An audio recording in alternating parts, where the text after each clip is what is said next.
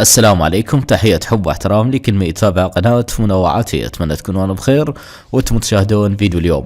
شنو قصة الشاب الكويتي سلمان الخالدي وليش تم اعتقاله في العراق وتم تسليمه إلى دولة الكويت؟ هواي ناس ما عرفت شنو الموضوع، لذلك تهجمت وانتقدت محافظ البصرة أسعد العيداني. نحن مو دفاعا عن أسعد العيداني، لكن نريد نوضح لكم الحقيقة اللي صارت. طبعا وزارة الداخلية نزلت بيان وقالت انه هذا المتهم الكويتي هو مطلوب للسلطات الكويتية، مؤكدا تنفيذ الاجراءات القانونية وفق التعاون الدولي في اطار منظمة الانتربول.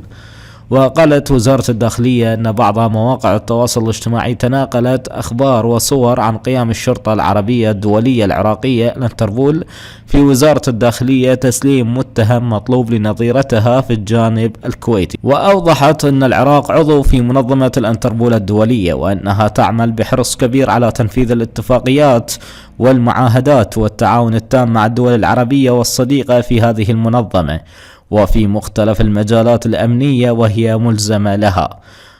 لذلك تم تسليم هذا المتهم اللي عليه أكثر من قضايا جنائية. وأكدت الوزارة تنفيذ عملية التسليم بين الانتربول العراقي والانتربول الكويتي، مشيرة إلى أن هذه الخطوة تأتي ضمن التزامات العراق كعضو في منظمة الانتربول الدولية.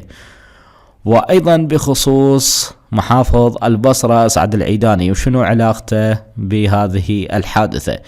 طبعا رد محافظ البصرة أسعد العيداني على موجة انتقادات طالته أثر قيامه بتسليم المعارض الكويتي سلمان الخالدي للسلطات الكويتية، لافتة إلى أنه كان ممثلا عن الحكومة العراقية لتعذر حضور وزير الداخلية عبد الأمير الشمري. فلذلك كان حضور أسعد العيداني مع الانتربول ومع السلطات الكويتية هو مجرد حضور بالنيابة عن وزير الداخلية الأستاذ عبد الأمير الشمري. ولذلك ألقت السلطات العراقية القبض على المواطن الكويتي سلمان الخالدي المطلوب بتهم جنائية واعتداءات لفظية، وأعيد إلى الكويت عبر منفذ العبدلي الحدودي. وبدورها قدمت وزارة الداخلية الكويتية شكرها للعراق على التعاون السريع والفعال في تنفيذ العملية الأمنية، مما يعكس العلاقة الأخوية بين البلدين.